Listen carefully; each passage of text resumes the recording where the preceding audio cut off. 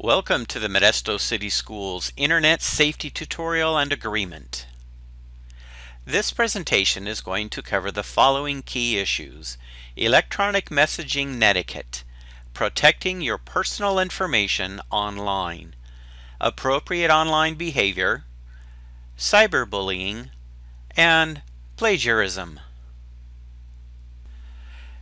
Netiquette is a set of behaviors that facilitate interaction over networks, SMS texting, blogs, and forums. Always use subject lines, be clear, and avoid use of acronyms. Remember the human, and respect other people's time and bandwidth. Respect other people's privacy. Be forgiving of others' mistakes. Don't get involved in flame wars. How to follow proper netiquette rules. You may be a model of decorum in person, but a bonehead online. Check out how much you know about internet manners. You will need online rules of etiquette, consideration for others, and common sense. Step 1. Be clear in your emails and text messages. Don't include acronyms unless you're sure the recipient will understand them. Use sarcasm sparingly, if at all, since it's easily misunderstood in print. And never write in all caps, unless you actually intend to be shouted. Step 2. If you're sending an attachment, make sure it's compatible with the recipient's software. If it's larger than 5 megabytes, compress it before sending. Otherwise, it could lock up the recipient's inbox. Share photos by posting them online, rather than sending them as individual attachments. Step 3. When you send group emails, respect people's privacy by typing the addresses into the BCC or blind carbon copy field. This prevents recipients from seeing that anyone else was copied on the email. Never forward someone's email address or message to a third party unless you have the sender's permission. Step 4. Fill in the subject line. It only takes a second, and it provides your recipient with useful information that can help them track the email in the future. If you're forwarding a message, include a brief explanation as to why you're doing so. Step 5. Don't tag pictures of other people on social networking sites if they've previously asked you not to. And don't discuss anyone's private business, no matter how harmless you think it is, on people's walls or anywhere on their profiles where others can view it. Step 6. Think before you send an instant message to someone. It's meant for brief, swift exchanges. Don't begin an IM correspondence with someone if you think you're going to be interrupted, or if the subject necessitates a long discussion. Step 7. Don't contribute to boards until you've lurked, that is, read what's already been written, so you can get a sense of what's appropriate before you join in. Lurking will also prevent you from annoying people with questions that have already been answered and insights that have already been shared. If a site has a frequently asked questions section, read it before posting a query. Step 8. On discussion boards, refrain from flaming people, disagreeing with them in a gratuitously nasty manner. Also, resist the urge to respond to someone else's flame in kind. And don't be a troll, someone who purposely tries to incite others. Bottom line, treat others the way you'd like to be treated, online and off. Did you know? In 1982, a Carnegie Mellon professor invented the smiley face emoticon, a colon, hyphen, and close parenthesis, after humorous postings on electronic bulletin boards were mistakenly being taken seriously.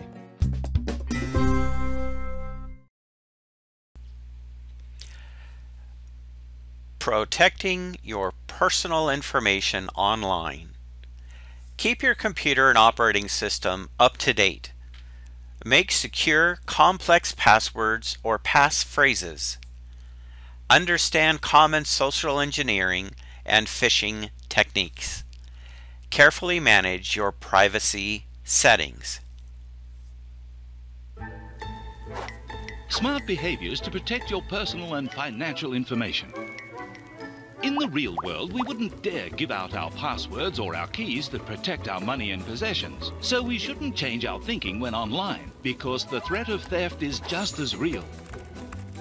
Using a password is smart. Changing it regularly is even smarter, because it makes it harder for anyone trying to guess your password. Never share your password with others. Instead, you should memorize it. Avoid writing it down, and never store it within your computer. Don't make up easy-to-guess passwords. Try using upper and lower case with numbers and symbols. Come on, you can give us a stronger password combination than that. That's better. Be wary of pop-up screens and links that could lure you to a fraudulent site. Also, beware of phishing emails that look like official financial institution messages. They'll ask you to confirm your banking details and then use them to make unauthorized purchases. Your bank would never ask you to confirm these details online. Remember to always log out of a banking session and don't simply shut the page. Social networking is a fun way to stay in contact with people, but be careful of the amount of info you post online, even to family and friends. Identity theft can occur from making friends with cyber strangers you don't even know in real life. So restrict your privacy settings and be careful of what personal information you share, because this information can stay active long after you have removed it from the web. Stay smart with your identity online. You only have one, so protect it.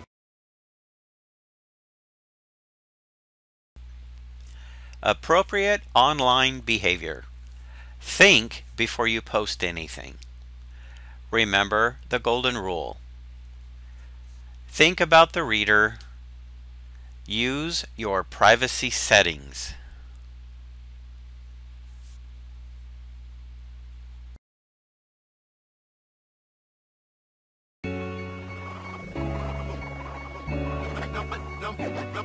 Number 1,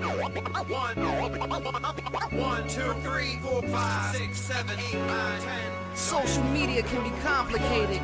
Here's some things to think about to help you post smart. Flocab, let's go. I might show you where I'm going, but I think before I'm posting, all my pictures have been chosen, not just posting whatever. I might show you where I'm going, but I think before I'm posting, all my pictures have been chosen, not just posting whatever. So many sites to post pics and post comments and make your friends say holy smokes like Robin. Your posts live forever, that's a long time, so don't overshare when you go online. Yeah, your digital footprint will stick with you, so stop and think before you post that picture or message. Flocab, let's go. The top 10 things to think about before you post. Number 1, ask yourself, would you say it in real life? If the answer's no, don't post it online. And if you wouldn't want it said about you, don't post it about someone else. That's the golden rule. Number 2, are your posts vain and narcissistic about your perfect life, all designed to elicit jealousy and envy in the people who will read it? If so, don't post that brag, delete it. Number 3, that's TMI, folks. I have a rash. Well, I didn't want to know. Number 4, are you posting every detail of your life? Who in their right mind is gonna find that nice? Woke up, hashtag bagel, hashtag shower, and 20 more posts in the next half hour. Think about the reader when you're sharing. Edit your posting, your friends will keep caring. Number 5, a bit like 4, here's what else. Keep your relationship details to yourself. You don't need to post every hug and sunset. That might make your single friends feel upset. A moment still has meaning if you don't post it, know this. Now let me get back and focus. Number 6, the cryptic cliffhanger, man, like, Dude, no one understands. it's a little desperate, begging for attention. Just be upfront off the bat with what you mentioned. Number 7, are your posts all complaining? You really need pity just because it's raining. Number 8, curate your photos like a museum. Don't post pics you wouldn't want your grandma seeing. Goes double for anything risky or risque that could affect your future in a big way. And that's doubly true if it's a photo of a friend and not just you. Number 9, check your privacy settings. I mean it, want creeps of future employers to read it? You really want your Insta-face tweets like concrete? I mean all over the streets. Number 10, post smart, okay, and spread love. That's the Brooklyn I way. might show you where I'm going, but I think before I'm posting, all my pictures have been chosen, not just posting whatever. I might show you where I'm going, but I think before I'm posting, all my pictures have been chosen, not just posting whatever. So think twice, y'all, before you post. Be smart, safe, and we out. Cyberbullying occurs when a child or teen uses the internet, emails, text messages, instant messaging, social media websites, online forums, chat rooms, or other digital technology to harass, threaten, or humiliate another child or teen. How to respond to cyberbullying. Save the evidence, report threats, be relentless and keep reporting until it stops. Prevent communication from the cyberbully. Don't blame yourself if you're a victim. Try to view it from a different perspective. Don't beat yourself up over it and get help. Cyberbullying can be much scarier than physical bullying, and much harder to escape too. Unsurprisingly, cyberbullying is extremely detrimental to your health.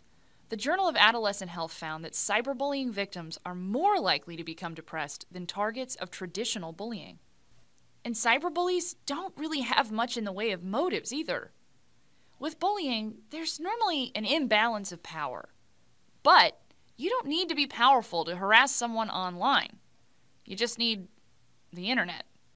According to the American Counseling Association, 40% of cyberbullies engage in online aggression just for fun. Okay, it doesn't really help to know that someone who's constantly harassing you over Facebook has no reason to do so, but you should take comfort in the fact that it does have very little to do with you and everything to do with the bully's own super weird issues. Step 1. Privacy is prevention. Take a second to go through any place you store data about yourself online and make sure the privacy settings are airtight. Google your name. See what comes up. Make sure your Facebook settings don't give out your email address or phone number. Step 2. When bullied, don't respond and don't retaliate. This is a ridiculously hard rule to follow because, hey, you're getting sent awful things, and the first thing you want to do is fire back. But think of it like this, though.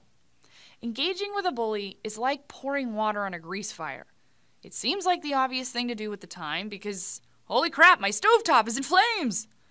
But water just spreads the fire, and retaliating to a cyberbully just encourages the bully because you're giving him what he wants. Step 3. Block the bully if possible. What's better than ignoring a bully? Making it impossible for him to contact you, that's what. Try one of the following methods to make it harder for your bully to reach you. If you're on a messaging system, set it up so that only contacts on your buddy list can contact you. If this doesn't work, try going invisible or blocking the individual screen names that you know to be dangerous. Screen all incoming phone calls and text messages. If necessary, temporarily suspend your social media pages. Step 4.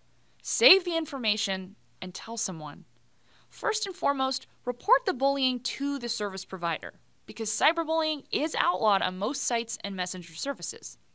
Cyberbullying is also illegal in most states, though some bullies might think they can get away with a lot simply because nobody knows who they are. What they forget is that they're leaving a pretty significant electronic trail. Save any threatening correspondence, email, Facebook, phones, etc., and show it to somebody you trust. This could be a parent, teacher, or friend.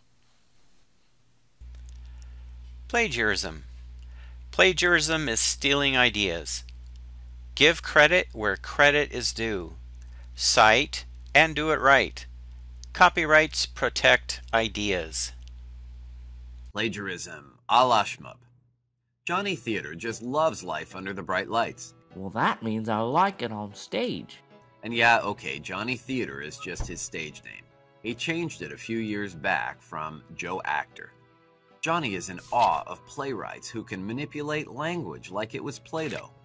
He is so in awe of them, in fact, that he decides to start borrowing some of their work and passing it off as his own. That is why they call it plagiarism, after all, right? Like any thief, he starts small. For a while, it's just a line here and there that speaks to him. But by the end of the year, he's submitting full plays to publishers with just the title changed. It isn't long before someone realizes that Johnny's play, Seriously Tortured Guy, is actually Hamlet. Oopsies. Immediately, Johnny is kicked out of his theater group. No other theaters in town will have him. But that's only the tip of the iceberg. The head of his old theater company publicizes the offense, and suddenly Johnny's writing career is as dead as his acting career. David Mamet catches wind of the fact that Johnny took his play, Glengarry Glen Ross, and published it under the title, Dude, Where Are My Leads? He brings a lawsuit against Johnny.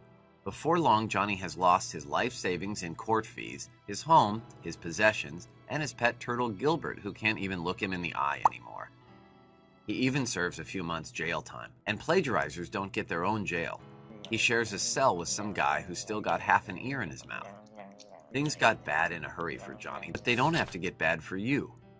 Plagiarism is a crime, a theft of ideas rather than of a physical thing, but a crime all the same. And it's totally unnecessary. You can always reference someone else's words or ideas as long as you give them credit by citing them properly. Of course, not all plagiarism is intentional. Some people have gotten in quite a bit of trouble for repeating someone else's phrasings unintentionally. Expelliarmus! Which is why you must be sure to know and understand the citation process, and to be careful whenever you are putting to paper or to keyboard anything that may have originated elsewhere. Students who are caught plagiarizing can be expelled or suspended or worse. Journalists or others in the media can lose their jobs and have trouble ever finding another one that doesn't involve offering French fries to hungry teenagers. Dude, you want fries with that? But what are some of the types of plagiarism you have to be aware of? Well, there's copying verbatim, i.e. copying someone's work word for word without citation. No bueno. Aye. Obviously. Then there's copyright verbatim with citation, which happens when you fail to put quotes around the line or lines you're copying. Just a couple clicks of a particular keyboard button could keep you out of a ton of hot water. And finally, there's paraphrasing, which is when you get really clever and change 3 or 4 words to make it seem like a totally different sentence. Nice try, Slick.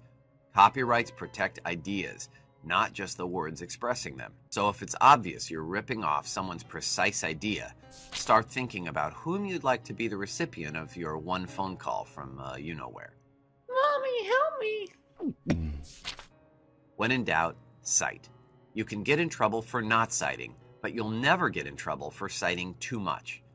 You might give your readers a headache, but at least you won't suffer Johnny's fate.